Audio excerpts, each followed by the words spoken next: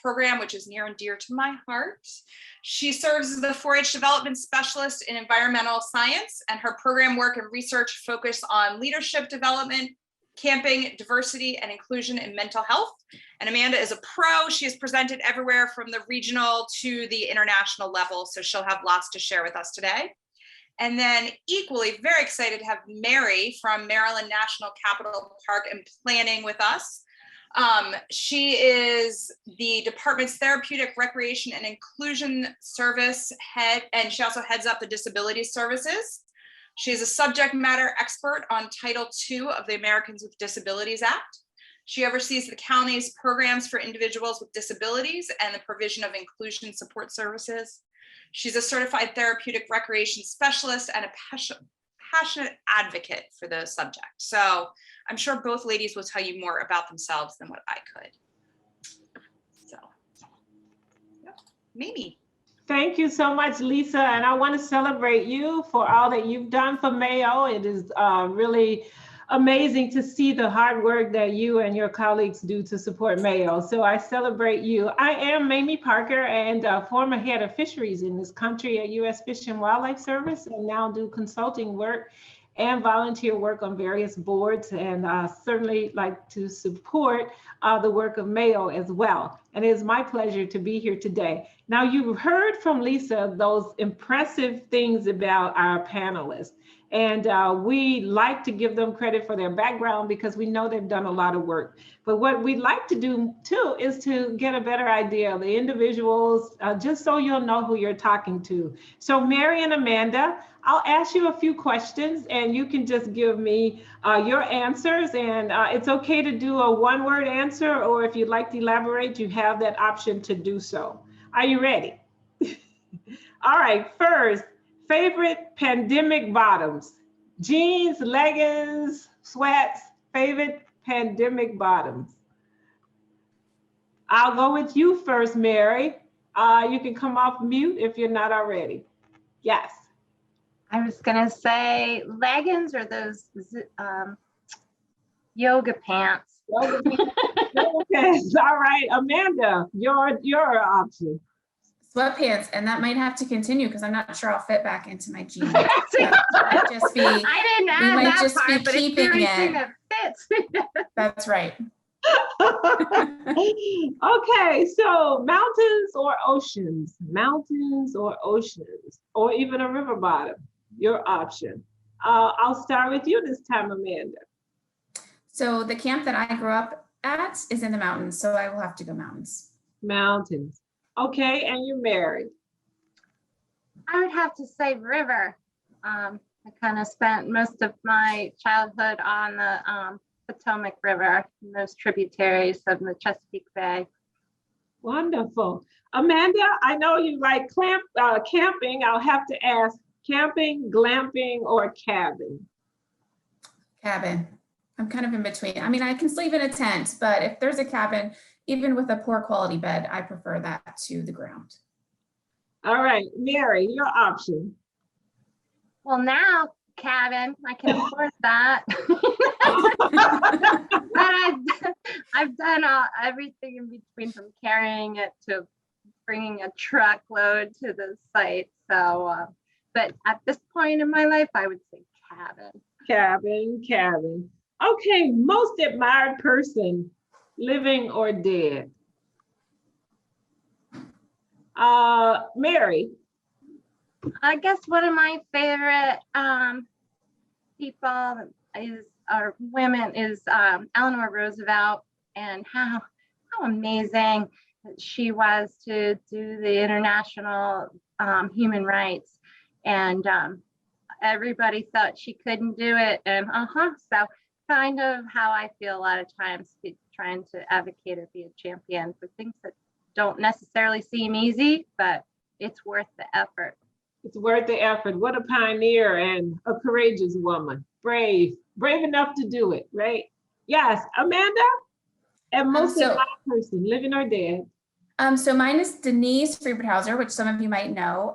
Lisa knows her well, but she was big with Mayo and she passed away 6 years ago, but she did this job before I did and groomed me to take it over for her. She had a plan long before the rest of us did, but she was my mentor in camping and in 4-H, and she passed away, and now I have her shoes to fill, but it is an honor to be able to take what she taught me and to apply it to my life every day. Wow, what a great legacy to leave behind, right? Both of those women, great. Okay, next question. Dinner or lunch with your favorite person, and you can choose a celebrity or anyone else. I chose Oprah because I knew she'd bring Gail. Gail is really my favorite, my favorite of the two. But I would ask Oprah to please bring Gail. Your turn. Amanda, you want to go first? Lunch or dinner? Dinner or lunch? With a person, I really love to read, and I have been reading a lot of Brene Brown lately about courage and those types of things. And so I think she would be a fascinating conversation, especially when it comes to mental health and just seeing and feeling our vulnerability and processing shame and those types of things. So I think that would be fascinating. She is wonderful, and that acronym is all about what? Braving, right? Her acronym is BRAVE or ING. Yeah. Yeah. Great. Brene Brown. Yes. All right. Dinner or lunch, dead or alive, celebrity or not? Mary. I don't know. I do watch a lot of that Oprah Soul to Soul, and I love when she talks to people that are, have that inspiration to follow your gut or your God. But I don't know. Right now, just being that I just lost my mom a month ago, I'd have to say I would love to have lunch with her. Yeah. I would love to have lunch with anybody since we've been inside for like a whole year, right? So after this meeting, I'm going to go on a picnic with two of my friends, both of which have been vaccinated, and we're going on the Potomac River. So I'm excited about that. Last question, ladies, and we appreciate you all being honest and open, and hopefully people will learn more about you and know more about you, and look for some of the great work of people like Brene Brown and others. Her books are fantastic, as well as interesting. All right, the last question. If you had to choose a song, Celebration or I Will Survive, which one would you choose? And if not that song, your favorite song or artist? Celebration or I Will Survive, or what's your favorite artist or song? You have plenty of options here. Mary, you want to go first? I like the Celebration. I actually really like that one. And you just got to celebrate the wins. Sometimes they're really small, but to continue, to strive forward. So I love that song. That's a really good one. That's a good one. Yes, DeWitt Jones, he is a National Geographic speaker. He did a speech called Celebrate What's Right in the World. He's a photographer, DeWitt Jones, and celebrating is all about what he does. I sing that song in the morning and I jump all up and down and I sing loud. I can't sing at all, but who cares, right? It gets you going. Yes, Amanda, your choice. Celebration. I would have to agree. Celebration. I think, right now in the last year, it's all about perspective and the way that you approach your day. And that is on my playlist rotation of music every morning that me and my kids dance around the kitchen to. So just starting your day in a place of celebration and finding the positive and just approaching different situations that way. Thank you. So ladies, we celebrate you and we appreciate all that you do. And I want to turn it back over to you, Lisa. Thank you for that opportunity. Excellent. Thanks for the little get to know yous. I did just want to let everybody know we are recording this, so you've been warned. Laura is going to go ahead. We have a short video that Mary provided us. So Laura is going to go ahead and show that, and then we will get things rolling with conversations. I'm the Therapeutic Recreation Manager for the Prince George's County Department of Parks and Recreation. It's our final day of the therapeutic recreation teen adventure camp that we do in partnership with the Prince George's County Public Schools, the Camp Schmidt. Today, the teens are learning how to fish here on the Anacostia River. They are having an opportunity to go kayaking and canoeing, also on an interpretive paddle boat and pontoon boat today. The teens have done some amazing artwork with an environmental aspect and theme to it. They use natural materials to do their artwork. They've come up with some really creative and beautiful work that we can't wait to share and display. We had an opportunity to do zip line as well. There was a little bit of anxiousness and nervousness about that, but almost every single teen got suited up in their harness and took advantage of the challenge course and was able to do the zip line. Did you go on the challenge course? Yes. Did you do the zip line? Yeah. One of our teens at the end said, "I'm free, I'm free." It just felt so freeing to fly on the zip line. That was like one of my favorite moments from the week.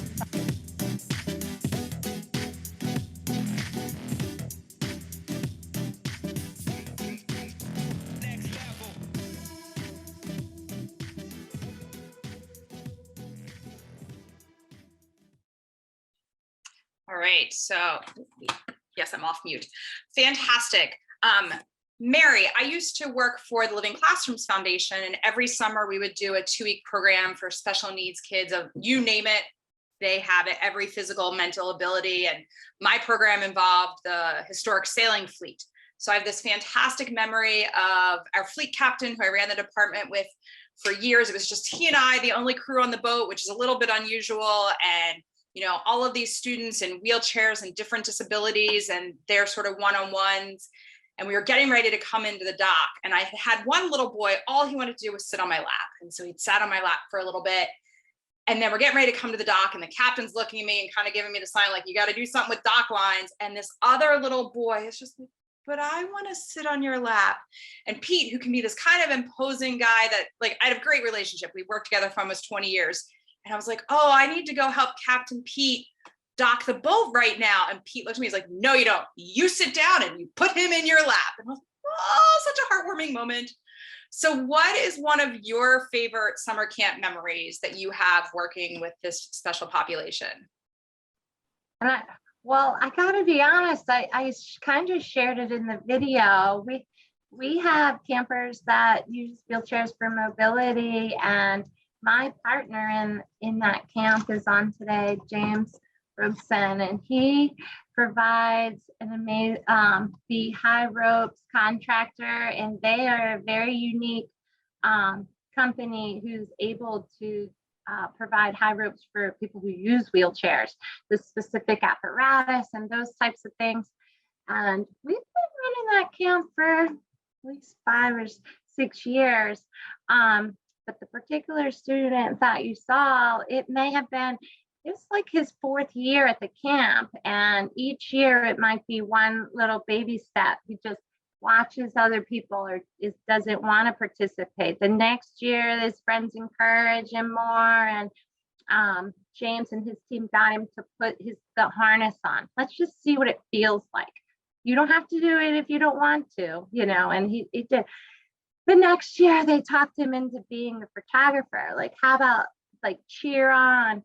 Well, my goodness, we didn't really realize that was the year that it would all click. And he was willing and able and got up on the high ropes, went across all of the different challenges. And then when he hit that last zip line part, and again, this is an individual who's non-ambulatory, like threw his arms out and just said, I'm free, and all the way down. It was, you know, no one expected that. And I just started bawling. I was like, okay. Yeah, it was like, it was the best day in 5 years. It was the Absolutely. best day ever. So, and that his family.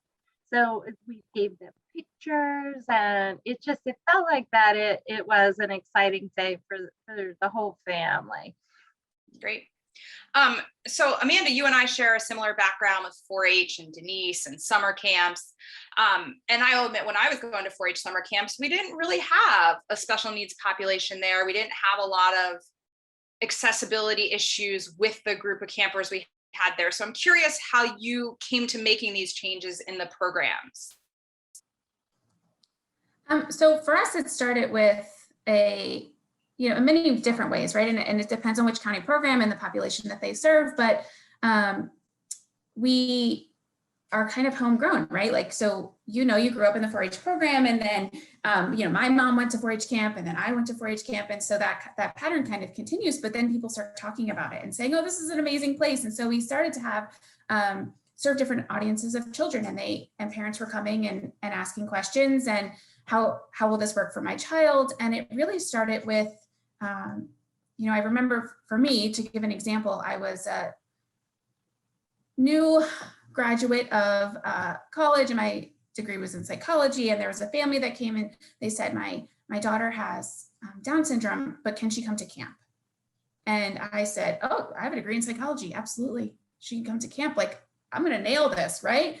And man, did she teach me. She humbled me down to like, it's a piece of paper that you just paid a lot of money for. But it starts like that, right? With conversations. And she came to camp as an 8-year-old. And within minutes, she had me on my toes with just the level of excitement and the singing, and how we weren't fitting her into a program.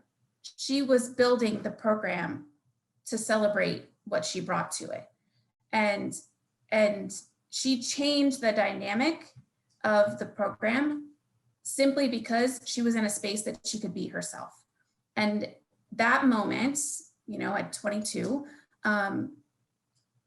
helped me to see that the changes that we look to make to bring in children maybe that are different than the children we think we're currently serving benefit the population as a whole, and consistently make your program a better space. And so you're right, Lisa, we don't primarily serve people with special needs, but by taking the approach of making it more accessible, we have made our program better for everyone. And now that young lady is 22, and she comes to camp with us as a volunteer adult staff member, and she is quick to tell me when I am not doing things the way that she thinks. And I love her every second for it. And now she has a baseball card from it's not a baseball card, Special Olympics card from all of the sports that she signed one and autographed it for me and gave that to me recently, and told me about her celebrity status. I mean, she just is changing the world every single minute. And being able to witness that, as I was starting out my career, and just seeing the impacts of those moments and how they could affect everyone has really just started the snowball of making those changes, so that when more and more parents call, and they do, we are in a space to say, absolutely, this really isn't an issue. It's not anything that we have to make huge changes for, and we welcome your child to create the space that lets them be who they are. Great.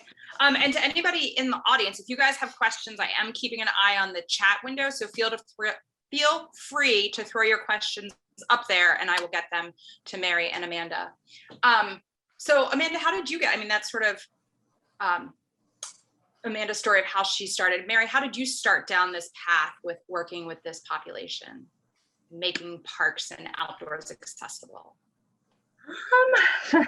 I started, I thought I was going to change the world with social work, but that wasn't quite my particular niche. I needed a different medium, and therapeutic recreation really allowed me to help people and use recreation in the outdoors to impact their lives. So I guess my story, because somebody asked me that before, how did you do this? Well, I guess I was kind of doing inclusion before it was a real thing. My high school boyfriend was a paraplegic and had a spinal cord injury. And when we went to Ocean City for senior week, they wouldn't let him on the little boat ride at Jolly Rogers or something. Well, he's also a NHRA race car driver and all the other things. So it was really ridiculous. And I just was very upset about it. It was embarrassing to him. And hence that was my first letter writing to change those policies at Jolly Rogers and all of those things. And when I went to school again, I started as social work, but then switched, and it's forever kind of been my passion to provide that equal access to opportunities. Everybody deserves the right to recreate, to go outside, to experience a safe, welcoming environment. And I've continued to kind of champion that throughout my entire career. I've kind of been doing this for like 27 years now. I don't have, he's my ex-husband, but I don't know. Maybe it was something to do with that, but I think it was a passion or something that I always had, that I kind of was a champion for the underdog, or just wanted to make things right that I felt like were wrong. For either one of you, and both of you can alternate the answer, where do we start to create accessibility in our programs and make them more opening and welcoming? And how do we get ourselves headed into the right direction? Whether that's your classroom, an outdoor ed center, a summer camp, a zip line, whatever it might be. How do we start with that? I think the language, the marketing materials, the publicity, let's show some diversity on our brochures, or have the individual that has Down syndrome also recreating in the programs that you're offering, to start to even have that welcoming attitude in your publications, and a phone number that they can call if they have questions or need additional support. And that will be maybe one of the first steps to help the community know that this program is for them, and that you do want to include everyone in what you're offering. And then for me, I really, I have a passion for connection, right? And the ability to have a conversation. And so, that was a hard learn for me, right? With that young lady, where I just assumed that I knew exactly what she would need and I could just handle it. And starting from a place of communication and asking questions and asking people what they need or what they want, and not pretending that I know.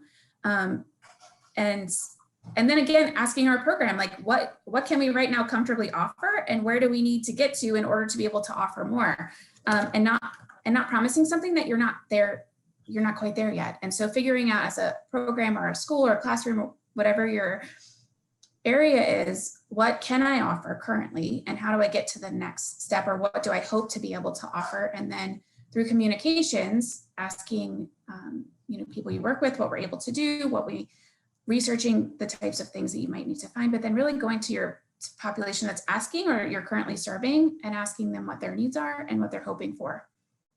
Right. So Amanda, how do you sell your staff or your volunteers on this and convince them? Clearly you were the one that said, sure, this camper can come join us. And it's gotten bigger and better, but I know there's probably some resistance because this is different. It's not what we've always done. How can we accommodate? So how have you handled those hurdles? It's so funny. I remember that day when this young lady got off the bus, and within minutes she was standing on top of a table singing John Jacob Jingleheimer Schmidt, like a production.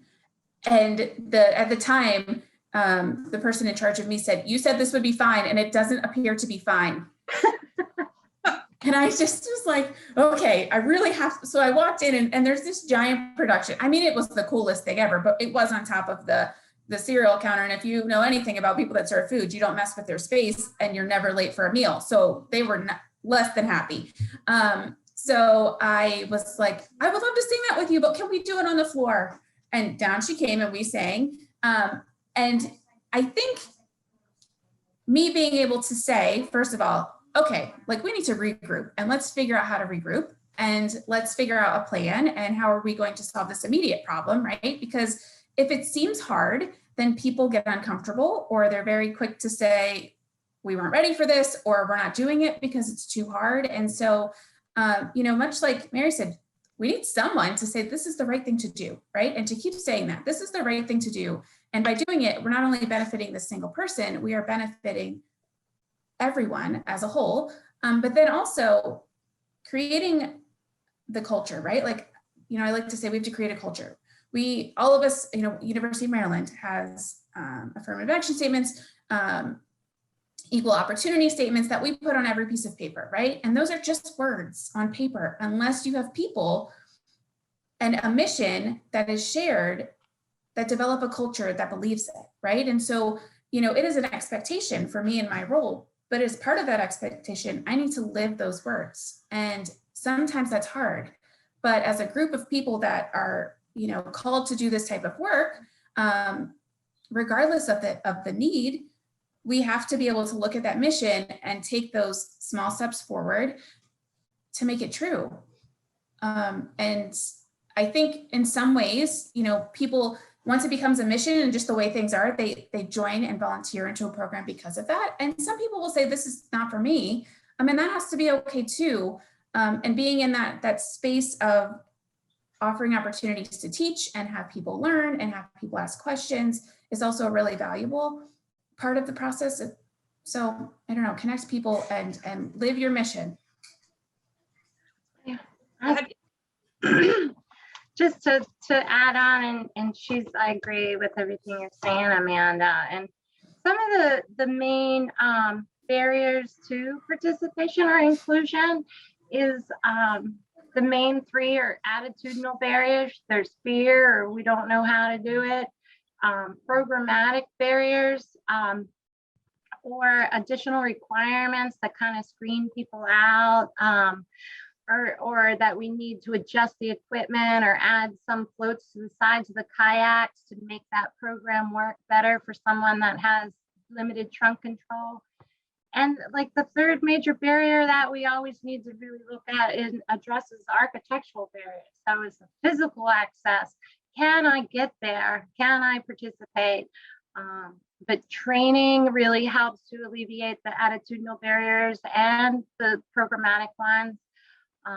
And then like we're not going to pave the woods, but there certainly is ways that you can better communicate or identify what the physical or potential barriers are, and then let people know. And individuals with disabilities have just the same right to have challenge. So you might say it's got hills or this and that, or the path's this long, but just trying to really help them to understand so that they can make an informed decision. Some of the other reasons why we do it, for me, I am with the Maryland National Capital Park and Planning Commission. So we're a unique quasi-government agency. So we are regulated under the Americans with Disabilities Act, Title II for state and local government, which does mandate that we provide reasonable accommodations, and you have the interactive process. So if someone makes a request, then you talk through that and you figure it out. Really important to kind of work on that on an individualized basis. For probably many of the other folks that could be here might be public accommodations, anything from a movie theater to a grocery store still have requirements for equal access. Not quite as high, but there's a lot of good regulations that can help guide you on wording and things that can better promote that welcoming message when you are offering programs. Excellent. We did have somebody from Montgomery County Park suggest checking out, and I might say the name wrong, I apologize, Haben Girma's story. If you Google her, she spoke at an MRPA conference, and basically her story, she just never accepted the word no. So that might be another good story. Amanda, what are some resources available to everybody here today to help them get started on making programs more accessible? I think, right now for me, one of my passions is mental health. And I think mental health is really there's an awareness about it right now after the last year of people, you know, kind of being to themselves and being at home. And I think in addition to what Mary will speak to, and as she talked about with ADA and those types of things that you can read kind of the requirements. And I think what we're going to see this summer, or as kids return to programming, or adults or our teens, is that mental health is really a thing that's a lot of people are working through and have an awareness of, which is an amazing conversation to be had. And I think we need to prepare ourselves to have those conversations, both internally with our own brains and our own mental health, but also externally with the population that we serve. And so, you know, anything around like mental health first aid is a really great program to look into. There's lots of different articles or lots of different resources for kids about, and I could share some of them, you know, talking about how to communicate what you're feeling.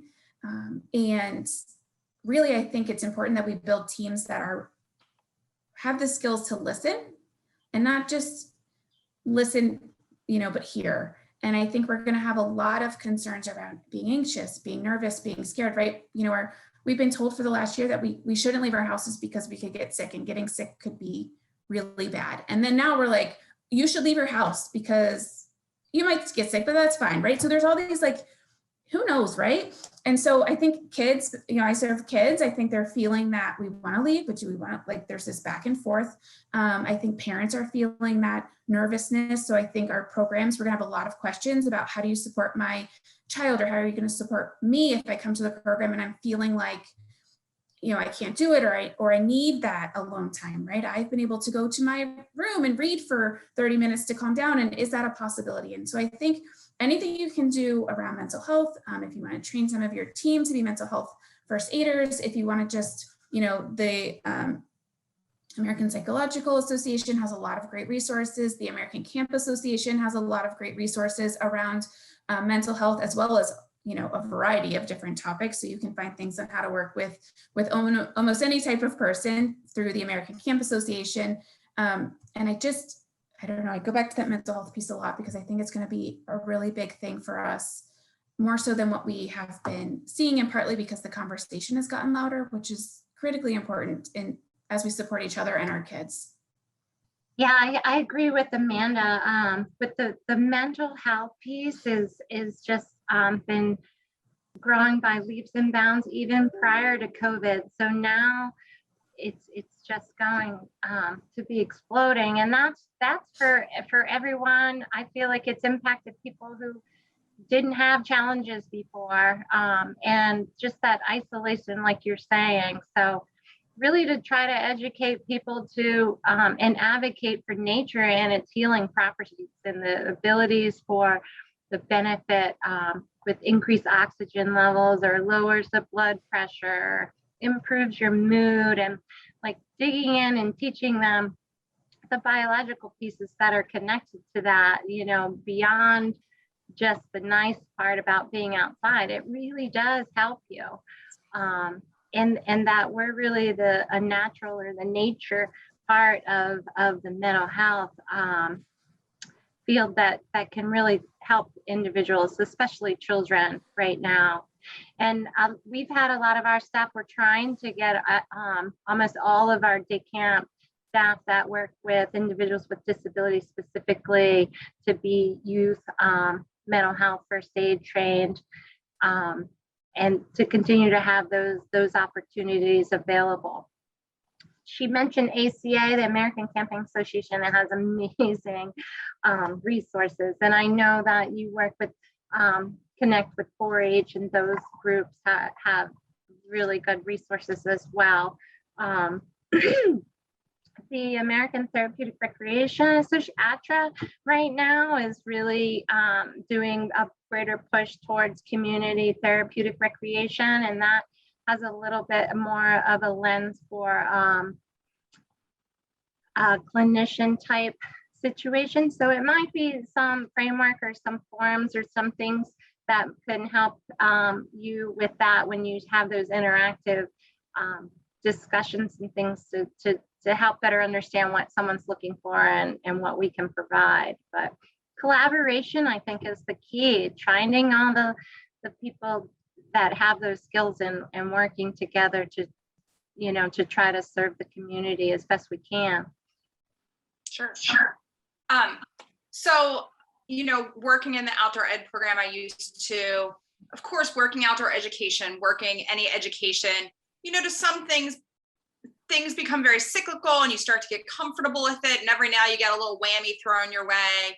And there was one summer I was feeling especially cocky with myself that things were going great. And about 2 weeks before camp started, our program partner called and could tell this was going to be a serious conversation. And we worked with teenagers, and it was a sailing sleepaway camp. So we'd have the kids for 3 weeks.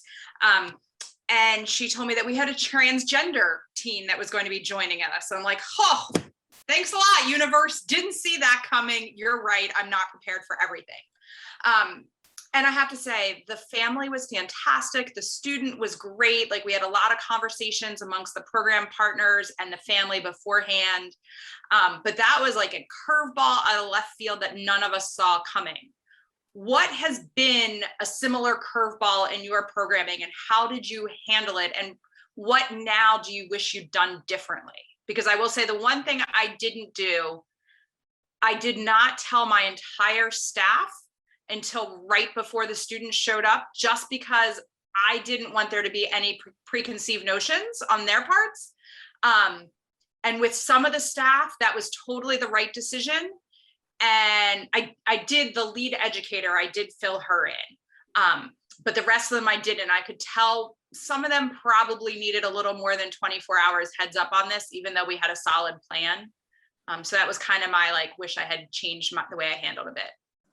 I mean, COVID is giant, right? Like, that's a giant curveball that we're all coming back from. And so I think as we process, right, different health needs and different mental health needs in camping and programming, and deciding what risk we're willing to take and what we need to put in place to have the programs that we want to have. But I think, to go back to your example, for me, the biggest curveballs come from information that's not disclosed, right? Like the magical paperwork that you ask families to fill out, and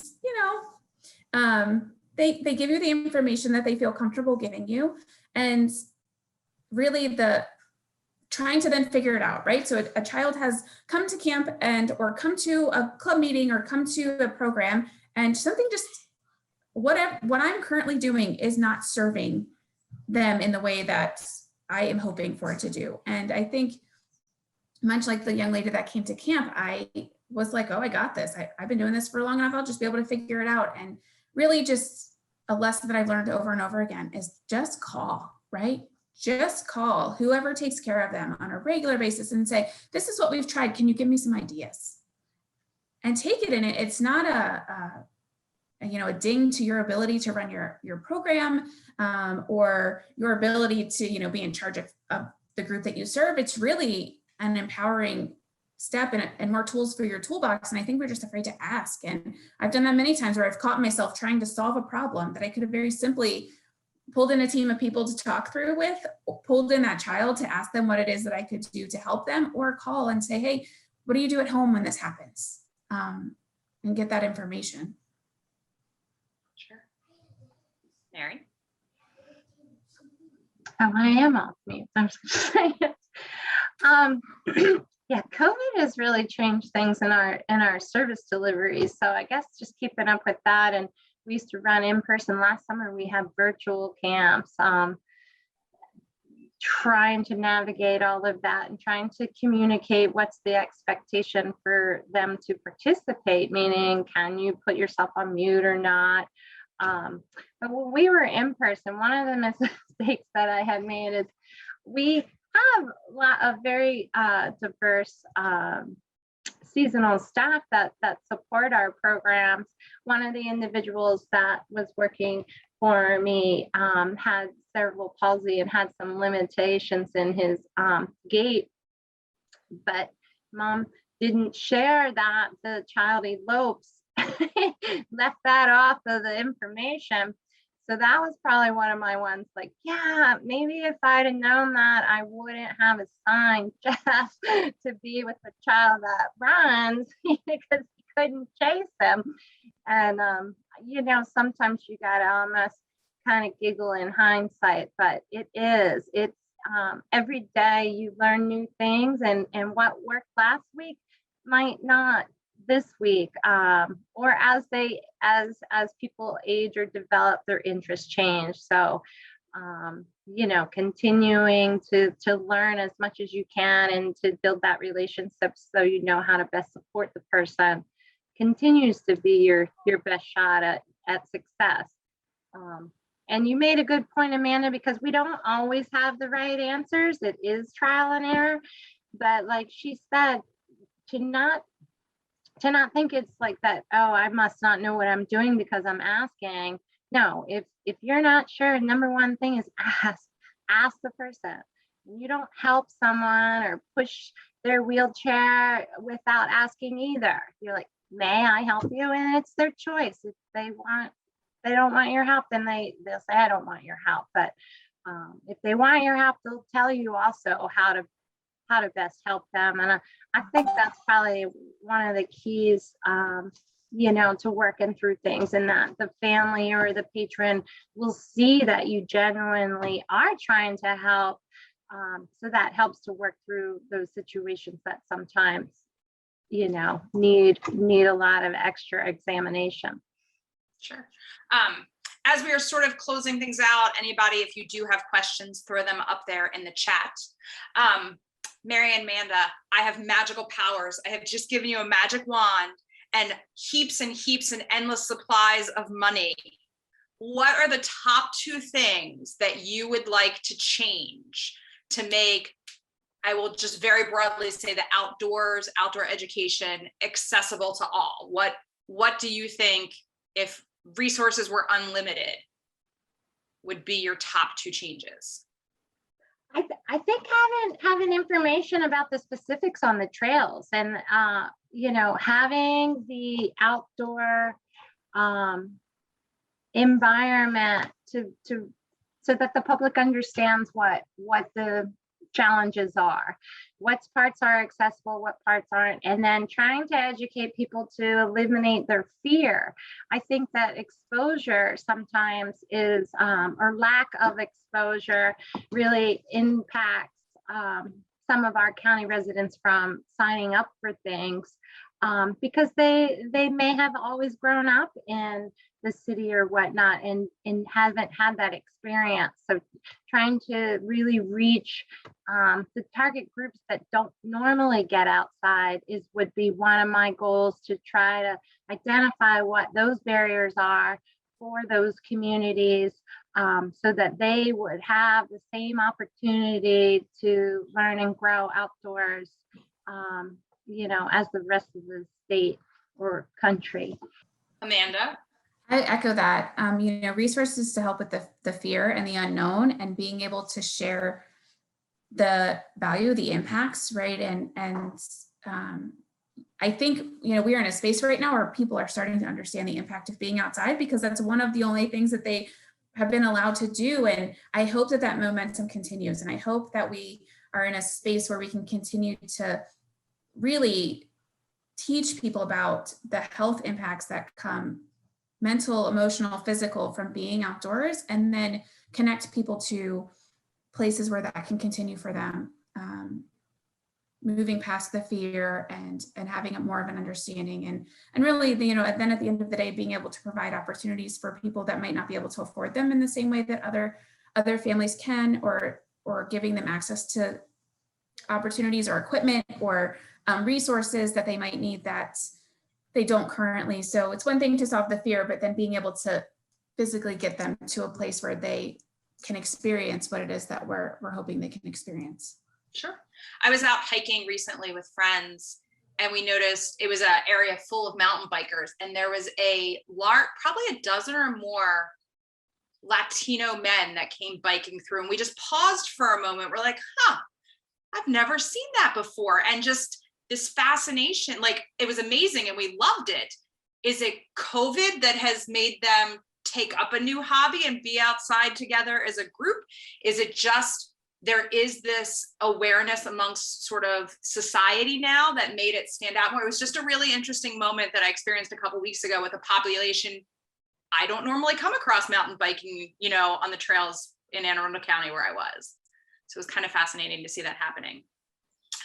James would like to know, how does an organization find an expert like one of you two in your area that could help answer questions, be some guiding, you know, voices in their programs, trying to become more inclusive, whether that's, you know, getting kids from your classroom out to the outside outdoor classroom or your gardens, or if it is, you know, a bigger adventure program or a park or whatever it might be. Well, James, we found each other through the Green Schools program in Prince George's County. I think that was like one of the programs that they run there that is doing amazing. And our park rangers at our agency go in and do some programming at the schools and things like that. Maybe if your local recreation department or other agencies that might have that type of park rangers or naturalists or people who really love the outdoors, but you could also be working with, so I think the schools and then the recreation department or the therapeutic staff that would be another group to reach out to. That MRPA, the Maryland Recreation and Parks Association, which I'm also involved with, is just has a list of all of the state agencies and the departments and the positions. So it might be easier to find a particular name if you are looking for someone in your particular town or your county, you know, to kind of just start there and reach out. And Amanda, do you have thoughts on local resources for folks?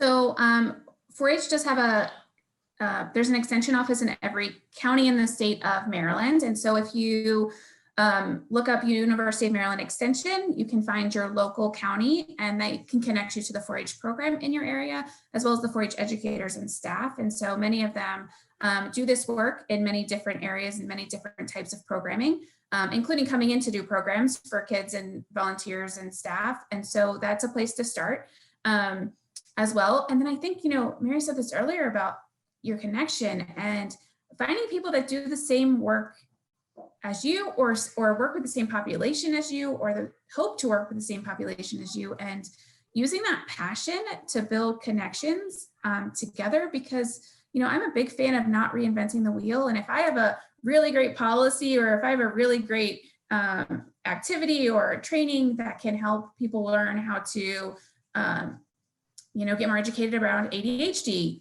I should share that. You shouldn't have to remake it. And so I think, you know, this group is really great because it allows us to connect it from different areas and just be able to see each other and hear each other. And then I hope from there you reach out and say, hey, I'm looking for resources around this. Do you have any, or do you know someone that does?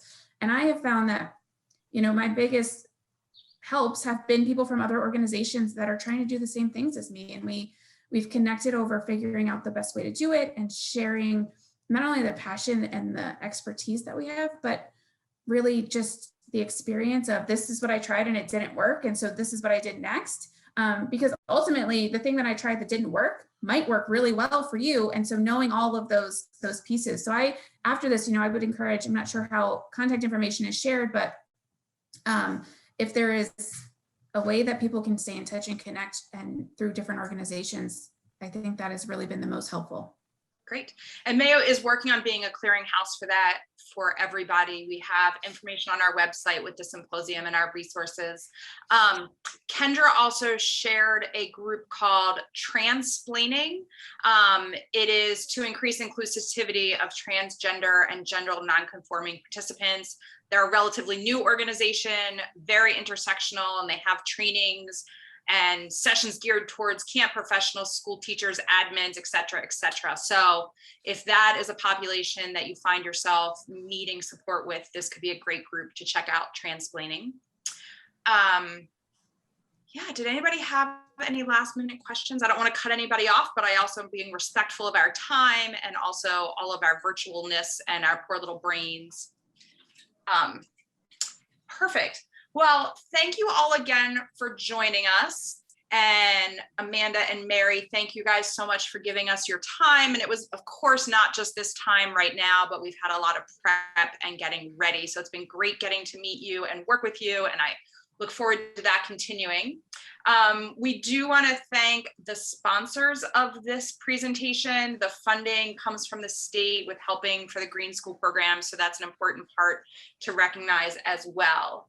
And don't forget, we do have 2 more symposiums coming up.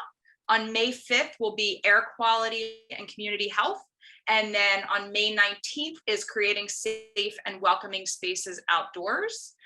Both of those are a little bit later in the day. So if that's a better time slot for you or your colleagues. And of course, we have recorded these 2 that we've done so far. We'll record the next ones and they will be available as well. So with that, unless Laura has anything else to throw in there from the Mayo side of things. Do you, Mayo? I really appreciate Amanda, Mary, and Mamie earlier for helping to set the tone. Lisa, thank you so much as well for giving your time today. I've been, while you've been talking, have collected some of the resources from ATRA and from the American Camping Association. So I'm putting together a little list that we'll post along with the recording of this, this symposium. But thank you both so much for being so open and sharing with us. I know there's a lot of interest, especially as we do open up from COVID to being able to go back outside, maybe thinking about connecting more people with nature and having it be something that is part of our everyday. Excellent. And just so you all know, I'm dropping in the chat window right now the resource section of the Mayo website. That is where all of these things are housed. Last week was Earth Day, which means it's also the announcement of the Mayo Green School program. So Laura and the staff have been incredibly busy trying to get all that out. So the last recording is probably not quite up there yet, but it will be shortly. We've kind of gotten over that one huge hurdle. There's always hurdles to come, but things had to be kind of paused with this so we could get the Green School things addressed. And so the recordings, resources will pop up there. Likewise, if there are things you would like to see from Mayo, more things like this, different topics, please let us know. You can drop it in the comments. You can also email Mayo, give them a phone call. All the information is on the contact site. So director@mayo.org is a great email address to use for any of that. And I'm putting that in the chat box for you too. You're welcome for that, Laura. She gets those emails. But everybody, oh, we had somebody from Wisconsin. That's very exciting. Excellent. Thank you, everybody. Have a great afternoon. Go have a picnic lunch like Mamie was. It's beautiful out there. See you later. Thank you. Thank you.